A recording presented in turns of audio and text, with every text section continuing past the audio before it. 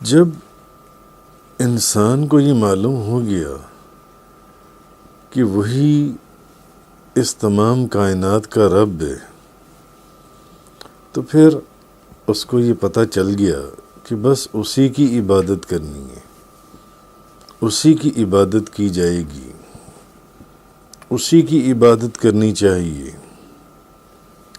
اور ہر معاملے میں اسی سے دعا مانگنی چاہیے۔ جب اسی کو سجدہ کرنا ہے، اسی کی عبادت کرنی ہے، اسی سے مانگنا ہے، تو پھر جو بھی مانگنا ہے اسی سے مانگنا ہے۔ اس لیے اللہ تعالیٰ نے فرمایا اپنے رب سے گڑ گڑا کر اور چپ کے پکارو، چپ کے مانگو، اور گڑ گڑا کر اللہ تعالیٰ کی بارگاہ میں۔ تو بعض لوگ دعا کرنے سے منع کرتے ہیں، بعض لوگ دعا کرنے سے منع کرتے ہیں۔ ان کا کہنا یہ ہے کہ جس چیز کے لیے بندہ دعا کر رہا ہے، وہ کہتے ہیں دعا کیوں مانگتے ہو، دعا کی کیا ضرورت ہے۔ وہ کہتے ہیں کہ جس چیز کے لیے بندہ دعا کر رہا ہے، دو چیزیں ہیں، یا تو اللہ تعالیٰ نے وہ چیز اس کے مقدر میں لکھ دی ہے، اور یا وہ چیز اللہ نے اس کے مقدر میں نہیں لکھی۔ دو ہی چیزیں ہیں کہ یا تو اللہ تعالیٰ نے وہ چیز ازل میں اس کو عطا کرنے کا ارادہ کیا ہے، یعنی اس کے مقدر میں لکھ دی ہے وہ چیز جو ان سی ہے۔ تو وہ کہتے ہیں کہ دعا مانگنے کا کیا فائدہ، دعا کیوں کرتے ہو؟ کیونکہ اگر اللہ تعالیٰ نے وہ چیز اس کے مقدر میں لکھ دی ہے، اللہ تعالیٰ نے ازل میں اس چیز کے دینے کا ارادہ کر لیا ہے کہ یہ چیز اس بندے کو دے دینی ہے، وہ چیز اللہ نے اس کے مقدر میں لکھ دی ہے، تو پھر بندہ دعا کرے یا نہ کرے وہ چیز تو اس کو مل جائے گی، تو پھر دعا کیوں کرتے ہو؟ اس لیے دعا کرنے کا کیا فائدہ؟ تو بعض لوگ یہ کہتے ہیں، وہ کہتے ہیں دعا کیوں کرتے ہو؟ اگر اللہ نے وہ چیز تمہارے مقدر میں لکھ دی ہے تو تم دعا کرو، وہ تب بھی تمہیں مل جانی ہے، اور دعا نہ کرو تب بھی تمہیں مل جانی ہے۔ کیوں؟ کیونکہ اس نے ازل میں تمہارے لیے وہ چیز لکھ دی ہے۔ اور اگر اللہ نے وہ چیز بندے کو وہ چیز نہ دینے کا اللہ تعالیٰ لکھ چکا ہے کہ بندے کو وہ چیز نہیں دینی، اس کے مقدر میں وہ چیز نہیں لکھی، تو تب بھی بندہ دعا کرے اس کو تب بھی وہ نہیں ملنی، اور دعا کرے تو تب بھی اس کو نہیں ملنی، تو بندہ لاکھ دعا کرے اس کو وہ چیز نہیں ملنی۔ تو اس لیے وہ بعض لوگ کہتے ہیں کہ دعا کرنا جو ان سے بے فائدہ ہے۔ اس کا جو جواب علماء نے یا مفسرین نے دیا، اس کی بڑی لمبی تفصیل ہے، مگر میں بہت ہی مختصر طریقے سے، وہ کہتے ہیں کہ پھر تو اللہ کی عبادت بھی نہیں کرنی چاہیے۔ مفسرین نے، علماء نے، انہوں نے اس کا جواب دیا کہ بھی اگر اللہ نے انسان کے مقدر میں کوئی چیز لکھ دی ہے، جو چیز بندہ دعا میں مانگ رہا ہے اللہ تعالیٰ سے، اگر وہ چیز مقدر میں لکھ دی ہے، جو چیز وہ اللہ سے مانگ رہا ہے، تو وہ اللہ سے مانگے یا نہ مانگے وہ چیز، اس کو وہ دعا مانگے تب بھی اس کو مل جانی ہے، دعا مانگے تب بھی اس کو، دعا نہ مانگے تب بھی مل جانی ہے۔ اور اگر وہ چیز اللہ تعالیٰ نے اس کے مقدر میں لکھی ہی نہیں، تو تب بھی وہ دعا مانگے تب بھی نہیں ملنی، دعا نہ مانگے تب بھی نہیں ملنی، تو پھر دعا مانگنے کا فائدہ کیا ہے؟ دعا کیوں مانگتے ہو؟ دعا مانگنے میں اپنا ٹائم کیوں ضائع کرتے ہو؟ اگر جو چیز مقدر میں ہے وہ مل جانی ہے، نہیں ہے تو نہیں ہے، دعا مانگو یا نہ مانگو۔ تو مفسرین اور علماء نے اس کا یہ جواب دیا کہ پھر تو اللہ کی عبادت بھی نہیں کرنی چاہیے، کیونکہ اگر اللہ نے ازل میں اس کے جنتی ہونے کا ارادہ کر لیا، اور اس نے اس کے مقدر میں لکھ دیا کہ یہ بندہ جنتی ہے، تو پھر وہ عبادت کرے یا نہ کرے وہ جنت میں ہی جائے گا، پھر اس کو عبادت کرنے کا کیا فائدہ؟ پھر اس کو عبادت بھی نہیں کرنی چاہیے، پھر اس کو اللہ کی جو اللہ نے احکامات کیوں اس کے تو مقدر میں لکھ دی گئی ہے. اگر اس کے مقدر میں جنت لکھ دی گئی ہے تو وہ عبادت کرے یا نہ کرے وہ تو جنت میں ہی جائے گا. اور اگر اللہ نے اس کے دوزخی ہونے کا ارادہ کر لیا ہے, اس کے مقدر میں یہ لکھ دیا ہے کہ یہ بندہ دوزخی ہے یا جہنمی ہے اس کی تقدیر میں, تو لاکھ عبادت کرتا رہے تب بھی وہ جہنم میں ہی جائے گا. تو مفسرین کہتے ہیں تو پھر تو اس کا مطلب ہے کہ پھر عبادت بھی نہیں کرنی چاہیے, اللہ کا ذکر بھی نہیں کرنا چاہیے, جو اللہ نے حکم دیا پھر اس کے اوپر عمل کرنے کی بھی کیا ضرورت ہے, جو ان سی ہے. اچھا, پھر اس کو علاج بھی نہیں کروانا چاہیے. اس شخص کو اگر وہ بندہ بیمار ہو گیا تو اس کو علاج بھی نہیں کروانا چاہیے, کیونکہ اگر اللہ نے اس کو بیمار اس کی تقدیر میں بیماری لکھ دی ہے, اس کی تقدیر میں بیمار ہونا لکھ دی ہے, تو پھر اس کو ڈاکٹر کے پاس جانے کی کیا ضرورت ہے, اور ڈاکٹر کے پرسکرپشن کے اوپر اس کی پرسکرائب کی ہوئی میڈیسن لینے کی کیا ضرورت ہے. اگر اس کے مقدر میں بیماری لکھی جا چکی ہے یا اس بیماری کا نقصان لکھا جا چکا ہے تو وہ تو پھر اس کو ملنا ہی ملنا ہے. وہ ڈاکٹر کے پاس جائے یا نہ جائے تو پھر کیا ضرورت ہے اس کے پاس جانے کی. تو پھر ڈاکٹر کے پاس کیوں دوڑتے ہو جب بیمار ہوتے ہو, کیوں ڈاکٹر کے پاس جاتے ہو, پھر وہ بھی چھوڑ دو جو ان سے. اور اگر اللہ نے اس کی صحت کا ارادہ کیا ہے, صحت کا ارادہ, تب بھی وہ بغیر دوا کھا کے ہی ٹھیک ہو جائے گا.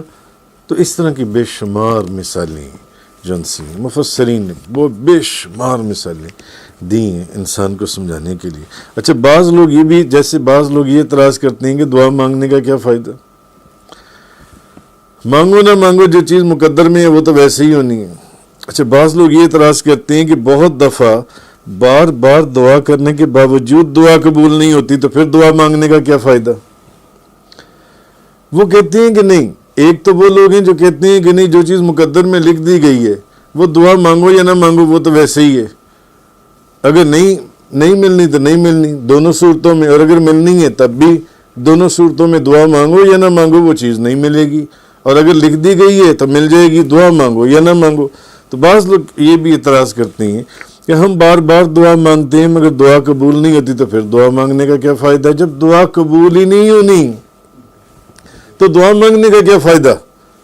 مگر ان کو یہ نہیں پتا کہ احادیث مبارکہ کے اندر کیا ہے کہ اگر انسان بار بار دعا قبول, بعض اوقات کہ اگر انسان بار بار دعا کرتا رہے اور اس کی دعا قبول نہ ہو اور وہ اس کے اوپر صبر کرے تو اللہ اس سے کوئی نہ کوئی مصیبت دور کر دیتا ہے. بندہ بار بار دعا کرے اور اس کی دعا قبول نہ ہو اور وہ صبر کرے کہ میں نے جو دعا مانگی وہ نہیں قبول ہوئی یا اس کا ظہور نہیں ہوا, وہ صبر کرے تو اللہ اس سے کوئی نہ کوئی مصیبت دور کر دیتا ہے. جیسے حدیث میں حضرت جابر بیان کرتے ہیں کہ میں نے نبی پاک صلی اللہ علیہ وسلم کو یہ فرماتے ہوئے سنا کہ تم میں سے جو شخص دعا کرتا ہے اللہ تعالیٰ اس کا سوال اس کو عطا فرماتا ہے. تم میں سے جو شخص دعا کرتا ہے اللہ اس کو اس کا سوال عطا کرتا ہے, یا اس کی مثل اگر جو اس نے مانگا ہے وہ اس کو نہیں ملتا, جو اس نے دعا مانگی ہے وہ چیز اس کی پوری نہیں ہوتی, نبی پاک صلی اللہ علیہ وسلم نے فرمایا یا اس کی مثل اس سے کوئی مصیبت دور کر دیتا ہے اس شخص سے. کہ دعا مانگی دعا قبول نہیں ہوئی تو پھر دعا مانگنے کا کیا فائدہ. مگر تمہیں یہ نہیں پتا کہ دعا مانگی اور اگر وہ قبول نہیں ہوئی اور تم نے صبر کر لیا تو تم سے کوئی نہ کوئی تمہارے اوپر آنے والی, تمہارے اوپر پڑنے والی کوئی خوف نہ کوئی مصیبت تم سے دور کر دی جائے گی اگر تم صبر کرو, بشرطے کہ کسی گناہ یا قطع رحم کی دعا نہ کرے, کہ دعا کے اندر کوئی ایسی دعا نہ ہو جو رشتوں کو توڑ دے یا کسی گناہ کے اوپر دعا کرے, گناہ کے اوپر ایسی صورت میں نہیں کہ ایسی ناجائز دعاؤں سے تو ویسے منع کیا گیا کہ پہلے مجھے 2000 روپیہ روز کی رشوت کٹھی ہوتی ہے تو اب مجھے 5000 روپیہ شروع ہو جائے رشوت جون سی ہے. ایک شخص کی کمائی رشوت کی ہے تو وہ یہ دعا کرے مولا کریم ابھی تو مجھے 2000 روپیہ رشوت کا اکٹھا ہوتا ہے تو 5000 روپیہ کیوں نہیں ہوتا اکٹھا, فلانا بندہ 5,000 کا روز کا رشوت کا لے رہا ہے. ایسی دعائیں جو سی ہیں وہ حرام ہیں. یا میں چوری کرنے جاؤں تو مجھے مال زیادہ مل جائے جو ان سے چوری کا نہیں. تو بعض اوقات انسان کی دعا قبول نہ ہو اور وہ اس پر صبر کرے تو اللہ اس کے عوض اس کو آخرت میں اجر عطا فرماتا ہے. وہ حدیث میں نے کیا سنائی کہ اگر دعا قبول نہ ہو، اس کا ظہور نہ ہو، تو اس کے اوپر سے کوئی نہ کوئی مصیبت ٹال دی جاتی ہے بشرطے کہ وہ صبر کرے اور اپنی دعا میں کوئی غلط چیز نہ مانگ رہا ہو. دعا جائز ہو، شریعت کے اصولوں کے مطابق ہو، قرآن حدیث کے مطابق جو حکم دیا گیا، تو پھر اگر اس کی دعا قبول نہ ہو تو اس کی کوئی نہ کوئی مصیبت دور کر دی جائے گی اس کے اوپر سے. اور بعض اوقات انسان کی دعا قبول نہ ہو اور وہ اس پر صبر کرے تو اللہ تعالیٰ اس کے عوض اس کو آخرت میں اجر عطا فرمائے گا. اس میں تو ہے نا کہ دنیا میں اس کے اوپر سے کوئی مصیبت ٹل جائے گی. اب ہے کہ اگر کسی شخص کی بعض اوقات ایسے ہوتا ہے کہ اس کی دعا قبول نہ ہو تو اس کے اوپر سے کوئی مصیبت ٹال دی جاتی ہے، مصیبت دور کر دی جاتی ہے. اور بعض اوقات ایسا ہوتا ہے کہ اگر اس کی دعا قبول نہ ہو اور وہ صبر کرے تو آخرت میں اللہ تعالیٰ اس کے لیے اجر عطا فرماتا ہے اس دعا کی قبول.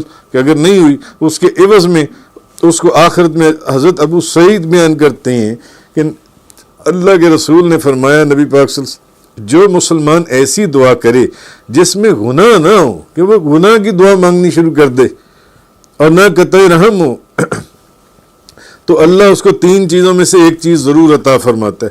یا تو اس کی دعا بڑی جلدی قبول کر لیتا ہے، یا اس دعا کو اس کے لیے آخرت میں ذخیرہ بنا دیتا ہے. آخرت میں اس دعا کو اس کے لیے ایک ذخیرہ بنا دیتا ہے. نبی پاک صلی اللہ علیہ وسلم نے فرمایا. یا اس کی مثل جو پچھلی حدیث میں آیا، اگر اس کی دعا قبول نہیں ہوئی تو اس کے اوپر سے کوئی نہ کوئی مصیبت دور کر دی جائے گی، کوئی نہ کوئی اس کے اوپر سے مصیبت دور کر دی جائے گی.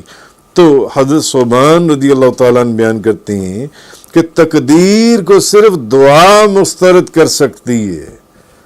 دعا کے اندر اتنی طاقت ہے، دعا کے اندر اتنی طاقت ہے کہ تقدیر کو دعا مسترد کر سکتی ہے. اور عمر میں صرف نیکی سے اضافہ ہوتا ہے اور انسان گناہ کرنے کی وجہ سے رزق سے محروم ہو جاتا ہے.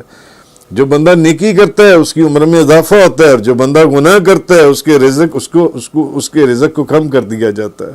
حضرت جابر بن عبداللہ رضی اللہ تعالیٰ عنہما بیان کرتے ہیں کہ نبی کریم صلی اللہ علیہ وسلم نے فرمایا، کیا میں تم کو یہ نہ بتاؤں کہ کس چیز کی وجہ سے تمہیں اپنے دشمنوں سے نجات ملے گی اور کس چیز کے سبب سے تمہارے رزق میں زیادتی ہوگی؟ کیا میں تمہیں یہ چیز نہ بتاؤں کہ کون سی چیز ہے جس سے تمہارے دشمنوں سے تمہیں نجات ملے گی اور کس چیز کی وجہ سے تمہارے رزق میں زیادتی ہوگی، برکت ہوگی؟ تم اپنے دن اور رات میں اللہ تعالیٰ سے دعا کیا کرو. اپنے رات اور دن دعا کیا کرو. دعا سے تمہارے دشمن دور ہو جائیں گے، تمہارے رزق میں برکت ہوگی. کیوں؟ دعا جو ان سی ہے، دعا وہ تقدیر کو بھی مسترد کر دیتی ہے. دعا کے اندر اللہ نے اتنی طاقت دعا کے اندر ہے. ایک اور حدیث میں حضرت عبداللہ بن صفوان بیان کرتے ہیں کہ ان کی حضرت ام دردہ رضی اللہ تعالی عنہا سے ملاقات ہوئی. انہوں نے پوچھا، کیا آپ حج کو جا رہے ہیں؟ میں نے کہا ہاں. انہوں نے کہا، ہمارے لیے دعا کرنا. ہمارے حج پر جا رہی ہو؟ میں نے کہا ہاں. حضرت عبداللہ بن ہمارے لیے خیر کی دعا کرنا. کیونکہ نبی کریم صلی اللہ علیہ وسلم فرماتے تھے، جو مسلمان شخص اپنے بھائی کے حق میں اس کی پس پشت دعا کرتا ہے اس کی دعا قبول ہوتی ہے. حدیث میں ہے نا، مظلوم کی دعا قبول ہوتی ہے، بیمار کی دعا قبول ہوتی ہے، مسافر کی دعا قبول ہوتی ہے، باپ کی دعا قبول ہوتی ہے. یہ وہ دعائیں ہیں جو نقد دعائیں ہیں، جو نقد دعائیں، کیش دعائیں ہیں.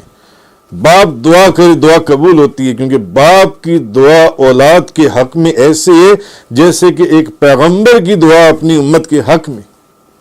مظلوم کی دعا قبول ہوتی ہے، بیمار کی دعا قبول ہوتی ہے، مسافر کی دعا قبول ہوتی ہے. اگر آپ کا سفر 92 کلومیٹر سے زیادہ ہے، 92 کلومیٹر سے زیادہ ہے، اور آپ اس سفر میں دعا کریں، دعا قبول ہوگی۔ اور چوتھا، مظلوم کی دعا، باپ کی دعا، مسافر کی دعا، یہ قبول ہوتی ہے۔ اور پھر کہ اس حدیث میں کہ نبی کریم صلی اللہ علیہ وسلم نے کہا حج کو جا رہے ہو؟ کہا ہاں حج کو، اور ہمارے لیے خیر کی دعا کرنا۔ حضرت ام درداء رضی اللہ تعالیٰ عنہ، ہاں کیونکہ نبی کریم صلی اللہ علیہ وسلم فرماتے تھے جو مسلمان شخص اپنے بھائی کے حق میں اس کے پس پشت دعا کرتا ہے اپنے کسی بھائی کے لیے، یعنی اس کی غیر موجودگی میں دعا کرتا ہے، یعنی اس کے منہ کے اوپر بیٹھ کر دعا کرتا ہے، اس کے پیچھے بیٹھ کر دعا کرتا ہے، چھپ کر دعا کرتا ہے، اس کے سامنے نہیں دعا کرتا، اس کے لیے دعا کرتا ہے۔ آپ فرماتی ہیں نبی کریم صلی اللہ علیہ وسلم فرماتے تھے اس کی دعا قبول ہوتی ہے، اور اس کے سرہانے ایک فرشتہ مقرر کیا ہوتا ہے۔ جب بھی وہ اپنے بھائی کے لیے خیر کی دعا کرتا ہے تو وہ فرشتہ کہتا ہے آمین، اور تمہارے لیے بھی اسی کی مثل ہو، تمہارے لیے بھی اسی کی مثل ہو۔